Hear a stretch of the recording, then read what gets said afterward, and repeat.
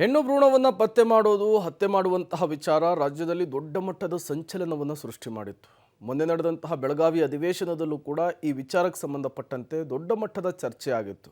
ಈಗ ಆರೋಗ್ಯ ಇಲಾಖೆ ಮುಂದಿನ ದಿನಗಳಲ್ಲಿ ಈ ರೀತಿಯ ದುಷ್ಕೃತ್ಯಗಳಿಗೆ ಅಥವಾ ಈ ರೀತಿಯ ಹೆಣ್ಣು ಭ್ರೂಣ ಪತ್ತೆ ಮತ್ತು ಹತ್ಯೆಯ ವಿಚಾರಕ್ಕೆ ಕಡಿವಾಣವನ್ನು ಹಾಕುವಂತಹ ನಿಟ್ಟಿನಲ್ಲಿ ಒಂದು ಮಹತ್ವದ ನಿರ್ಧಾರಕ್ಕೆ ಮುಂದಾಗಿದೆ.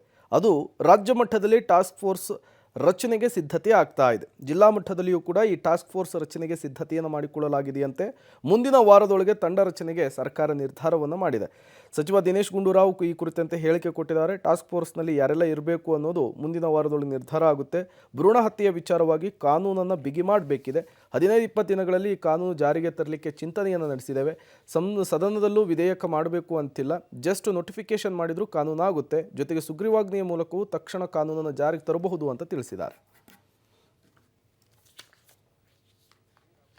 ಒಂದು ಟಾಸ್ಕ್ ಫೋರ್ಸನ್ನು ಮಾಡೋದಕ್ಕೆ ಚಿಂತನೆ ಮಾಡ್ತಾ ಇದ್ದೀವಿ. ಅಂದರೆ ಒಂದು ರಾಜ್ಯ ಮಟ್ಟದಲ್ಲಿ ಜಿಲ್ಲಾ ಮಟ್ಟದ ಟಾಸ್ಕ್ ಫೋರ್ಸ್ ಥರ ಒಂದು ಮಾಡೋದಕ್ಕೆ ಅವಶ್ಯಕತೆ ಇದೆ ಅಂತ ಪೊಲೀಸ್ ಅವರು ಹೇಳಿದ್ದಾರೆ.